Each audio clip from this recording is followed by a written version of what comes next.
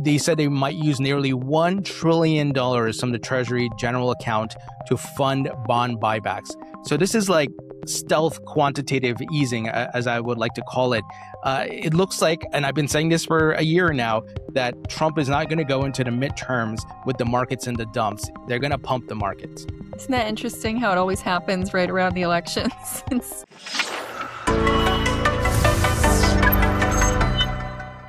This episode is brought to you by FortisX. Guys, let's be honest, the crypto market has been moving sideways for a while now. A lot of people are just sitting on their coins, waiting for the next big move. But while you're waiting, your crypto is just sitting in your wallet doing absolutely nothing.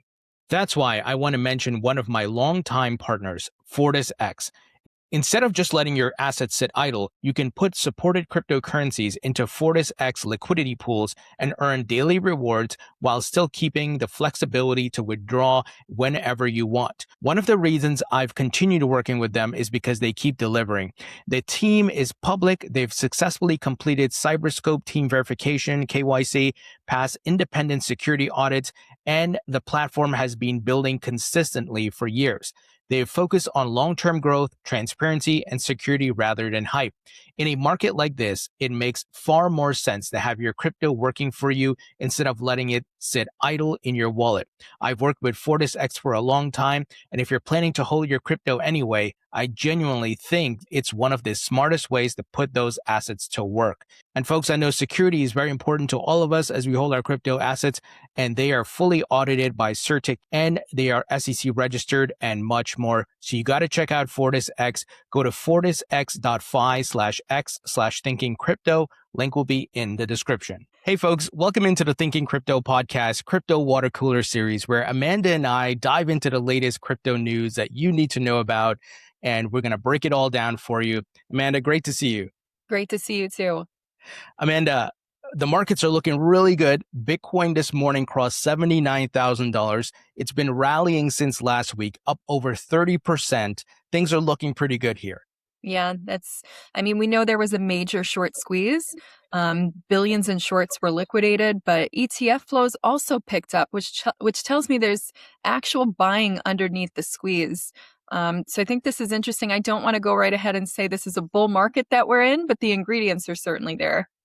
Absolutely. And that's rightly said. We don't want to jump ahead too much and say we're officially back in a bull market, because markets can always fake us out.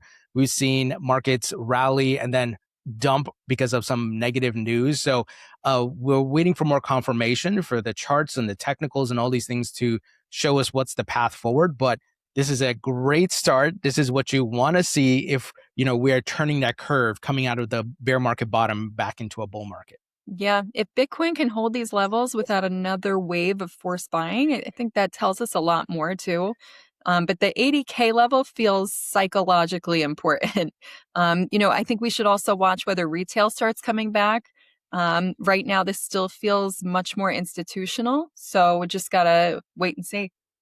Yeah, and usually the retail, they follow a lot of the altcoins. A lot of them are more so altcoin holders than Bitcoin holders. So I think if altcoins start to perform well, you'll start to see that retail crowd come back in. But again, we still got ways to go. And we do see some life from the altcoins. But if they really start outperforming Bitcoin, then I think you're going to see retail wake up. Yeah. And remember too, we haven't even gotten back to the old highs yet that we used. So we'll see where this goes. Hopefully we can get back there, if not exceed it. Yeah. And a huge narrative that's kind of pushing people towards crypto as well as gold, which has been rallying. There's news that the Treasury is continuing to do debt buybacks. And even this morning, U.S. Treasury Scott Bessent, I can't believe I'm reading this, but they said they might use nearly $1 trillion from the Treasury general account to fund bond buybacks. So this is like stealth quantitative easing, as I would like to call it. It looks like, and I've been saying this for a year now, that Trump is not going to go into the midterms with the markets in the dumps. They're going to pump the markets. Isn't that interesting how it always happens right around the elections? Yeah. It's buying debt back. It's like, and not to mention that I just saw on the news this morning with the geopolitical climate, they're calling it the economic D-Day for Iran. So I'm just, all these things that are in play. We're not even just looking at buying our debt back, but so many other factors here that are involved. I'm not sure what that would do, but we'll see. Yeah, it's interesting times. And to your point, like midterm elections, politicians, all of them, they all want to make things look as great as possible. So, of course, that they continue to win and secure their seats and their campaign donations and all these things. So, I think get ready for maybe the Trump administration to pull out all stops, whatever it is to make the markets look good and for them to rally. Yeah, I wish they could do that all year round, Tony. Me too. Um, but another great thing that's happening in crypto, the SEC just last week unveiled regulation crypto. This is a very significant guidance. And now they put it out for comment, so it's not official as yet, as far as this is what it is. But this gives guidance on who can issue tokens and how much capital they can raise. This is significant because it allows for institutions, regular people, entrepreneurs to know, oh, I can launch a blockchain, a token, and I can raise X amount of capital, and I can register with the SEC. And by year 5 or whatever it may be, here's where I need to be. That's really significant. It really is. And it brings back innovation here again. And that's been the goal for so long, because I think we've always said, and if you're a crypto native, you don't worry so much as being like, well, crypto people will just pack their bags and go offshore. And this really helps to bring it back. And yeah, the proposal includes exemptions for offerings up to 5 million over 4 years. And then there's another pathway of up to 75 million annually with disclosure requirements. So that's the part. I think this is probably one of the most constructive conversations that's come from the SEC in years, because they're finally looking at the evolution of a digital asset more so than just, acknowledging that it's just this, it's, the crypto business. Oh, okay. They're finally seeing that there is a life cycle with that, which is acknowledging that this is an industry not going anywhere. It's great to see that. Yeah, and this is what people have been waiting for years. I mean, Hester Peirce, shout out to Commissioner Hester Peirce, going back to the Gary Gensler days, I think even to the Jay Clayton days, where she proposed this, the safe harbor. And of course, it fell on deaf ears. Gary Gensler was like, whatever, I'm going to attack the industry and say the rules are clear, when obviously they were not. And it's a breath of fresh air to see something like this. To your point, I don't think a lot of people recognize how big this is. This is what should have been in place before the ICO boom, or maybe right after the ICO boom in 2017. That's how far back, the token issuance goes, once Bitcoin had established itself. So I think we could see an economic boom in crypto as a result of this. We know what the guidance is. We know what the guardrails are. We don't have to worry about getting a lawsuit or Wells notice. We can issue a token within these guardrails. Yeah, I think that's definitely reassuring, especially with clarity in such a limbo. I know a lot of people are bullish, and we'll get to that next, with the White House Crypto Summit, but this at least starts the guardrails for people to not question. So your crypto entrepreneurs and, specifically not going, what can I do? Where do I go to do what I want to do? Now we're finally getting closer to an answer. Absolutely. So just imagine, Amanda, now if you wanted to launch a token or a blockchain to solve a specific issue, you can go do that and not have to worry, oh my God, the SEC is going to come after me. Obviously, as long as you stay within the rules. But I mean, as an entrepreneur and innovator, it's like a weight off your shoulders, right? Because there's a big fear that no one's able to fight the SEC in court. The Ripple had to pay $150 million, which is crazy when you think Yeah. to get it out of their lawsuit. Yeah, and I think that's where the capital is going to pour back in, if not already is coming back into crypto. And a lot of it's been going into AI because the rules are a little more set there. They're not as gray area as on this side of the fence. So the more this starts happening, I think we'll see that evening out of capital.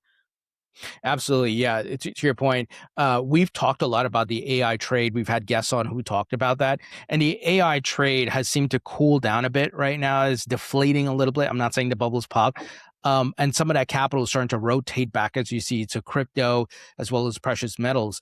So with this guidance, to your point, if I'm an entrepreneur, should I go the crypto route? Should I go the AI route?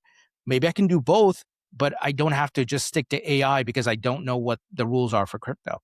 Exactly. And you have people who are, would argue that AI and crypto are also just similar to TradFi and crypto are becoming one, and they shouldn't be an industry to separate from. These are all part of the products to evolve the financial system.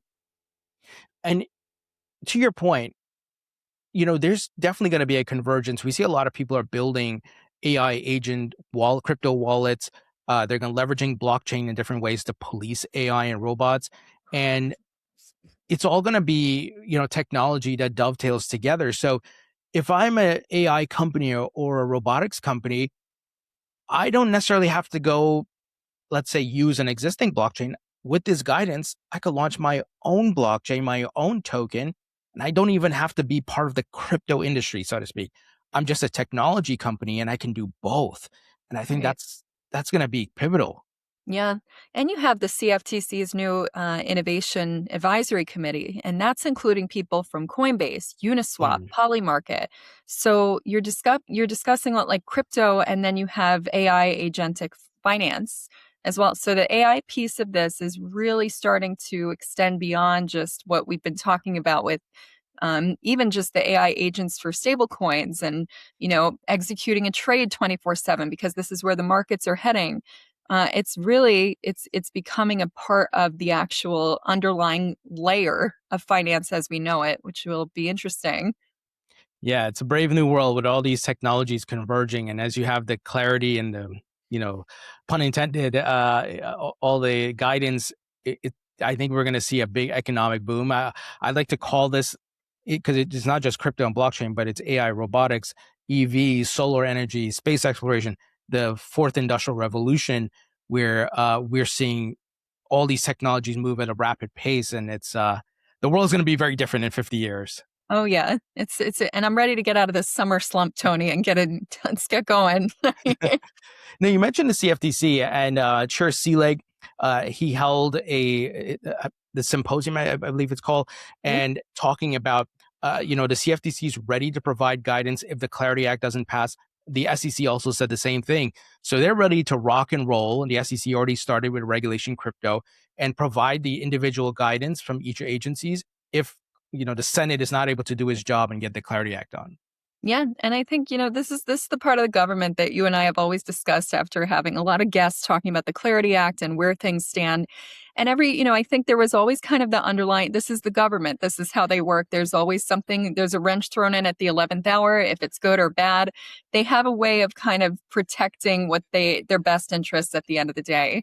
And so at the White House Crypto Summit, which I know is our next topic, Trump brought in these crypto executives from spanning from Coinbase to Ripple, the Winklevoss twins, Vlad from Robinhood, and he's pushing to get clarity done.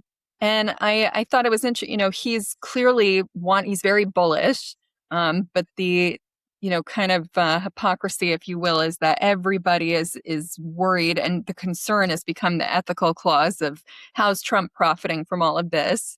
Meanwhile, he's the guy at in the middle of the podium saying, I want this passed. But the Democrats are holding this up because of him. Yeah, and I don't think that's going away because the midterm elections are coming up. Elizabeth Warren and her cronies are going to use this, right? This is a big like lightning rod issue where they're going to say, "See, he don't do anything with crypto. He's making a ton of money." And look, I've said it before. I wish Donald Trump didn't do this because he actually is hurting himself in that way and hurting the crypto industry, even though he's done a lot of great things. But the Yeah. problem is optics, right? The optics just look bad. So if he had not done the meme coin, if he had slowed down and maybe his kids were doing some stuff and it wasn't so tied to him, I think we wouldn't have the situation. So he kind of threw a monkey wrench in his own system there. But regardless, the Democrats are over politicizing this. Mm-hmm. And they need to think about America and jobs and innovation and get past the Trump stuff and get this bill done. And then if you want to, I don't know, bring up some other ethical things after, fine. You can keep doing Yeah. that. But we got to get this legislation done for the future of America. Completely agree. And also, not to mention now Trump is starting World Liberty Financial, and he's doing it legally. That's the thing. What regardless of your policies or where you sit or your opinions of Trump, you do have to give it. He's doing everything within his legal rights. I do find it interesting the timing of him doing this with his kids, because he is open to more restrictions that would restrict even himself. So now they're opening this bank, and it's all a little, but he's doing it legally. It's where I always say, like, the tax the wealthy as well. That's people. There are legal tax shelters in place for your wealthy elites to do that too. So, you can complain all you want, but it's the law, and they're allowed to do this. So the vote for the Clarity Act right now, tentatively scheduled for September 15th, when Congress and all these folks come back. So hopefully, Amanda, they can get something done. I think in the last episode, we spoke about it, where if the Clarity Act doesn't get done, the banks don't get what they want because they want that stablecoin yield compromise. And then there's no ethics going to be put into place. So the Democrats, things are going to remain the status quo. So they better get something done, unless there's some other hidden agenda. But I think they especially the banks who are lobbying a lot of the Democrats, they want that stablecoin issue resolved. I think that's the big crux of the issue. Exactly.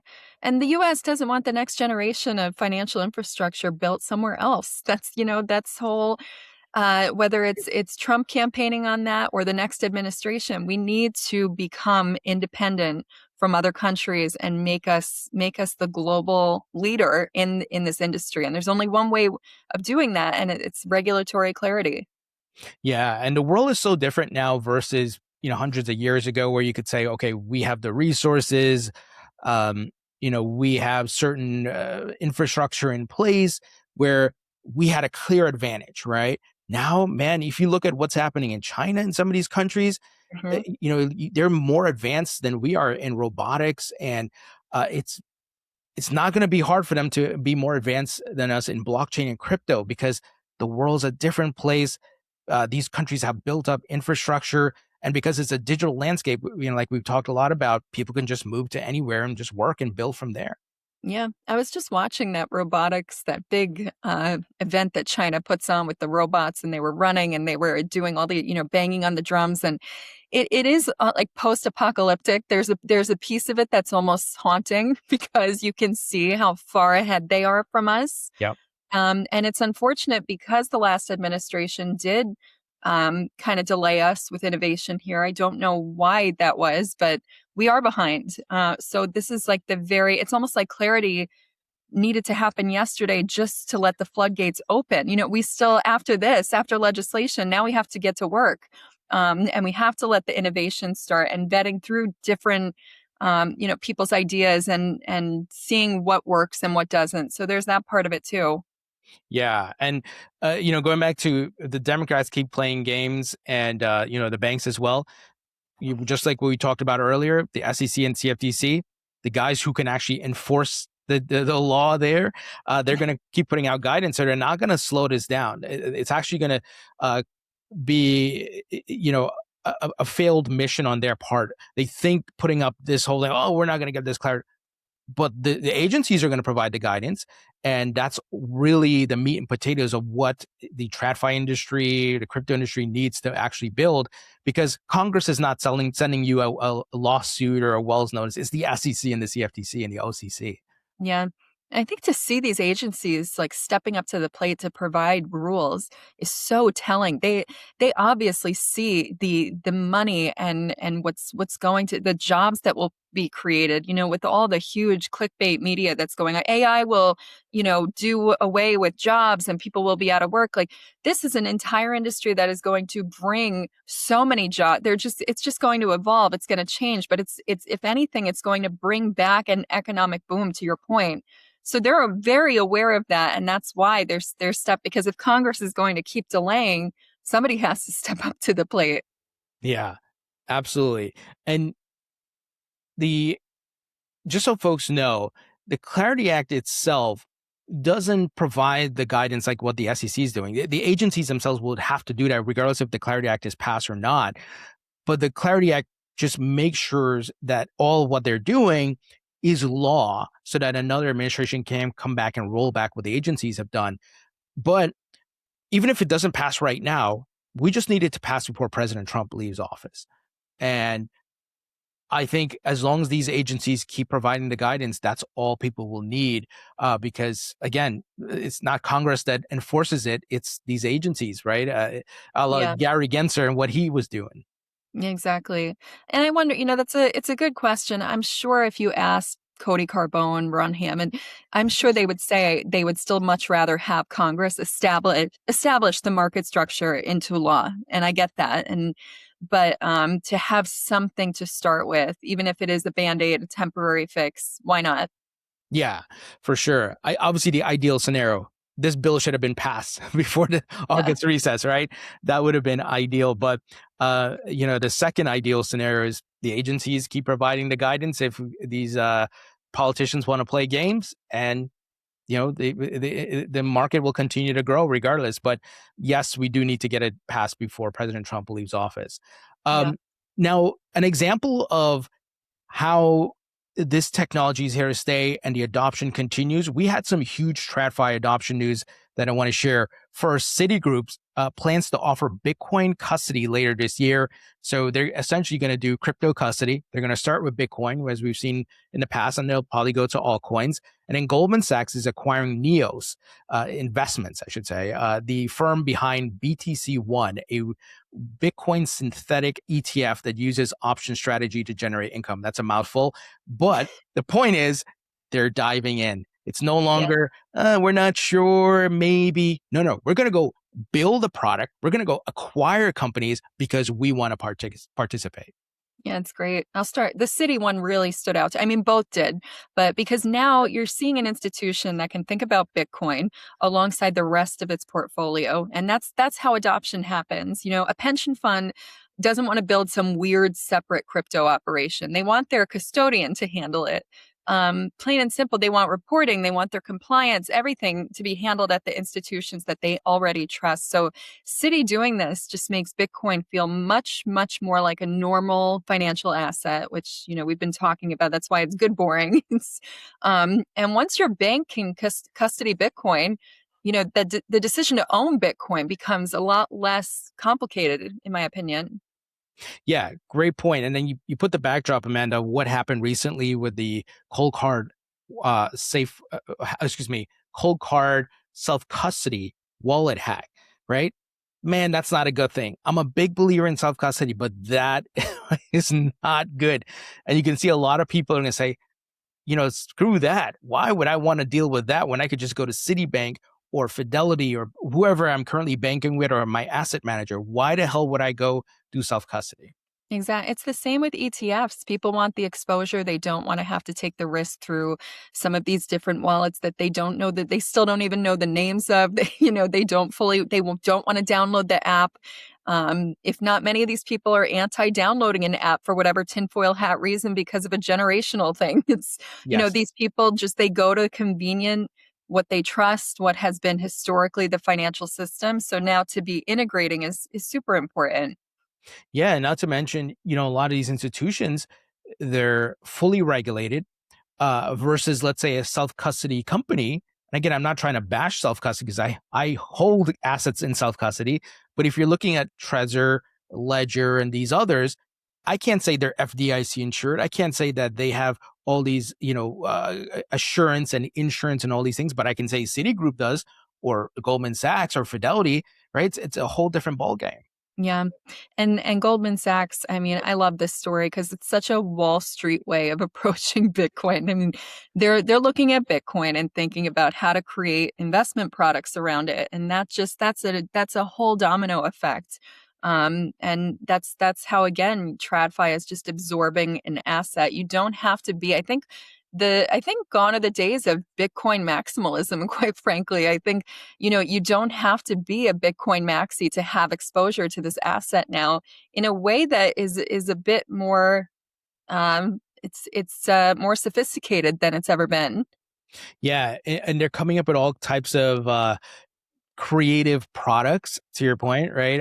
It's not just, okay, you can just hold Bitcoin. No, we're going to do yield strategy. We're going to do all kinds of things. And these are the types of products that exist for traditional assets, and they're bringing it to crypto, which it's like a watershed moment, right? We're going to build out the infrastructure and everything, the white glove service, the bells and whistles that exist for stocks and ETFs and bonds and all that for crypto. Yeah. Yeah, it's just making everything more accessible. And now you're building an entire industry around it that has way more trust, than the casino that has existed. So this is all great news.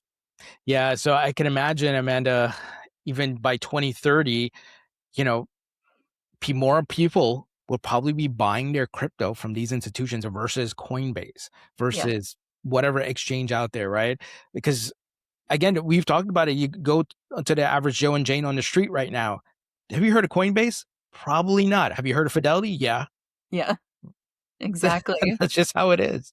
Exactly. And it's interesting as it coming from PR and marketing, has that been a marketing issue amongst crypto? We've stayed kind of in this bubble of Twitter and, our own lines, even in media, the different publications and podcasts that have been created. We've kind of stuck, and we need to start going more mainstream, and that's going to be through TradFi. So if you're against this because, you're the crypto degen, and you have to evolve, because we're never going to hit mainstream if we don't start going down these channels.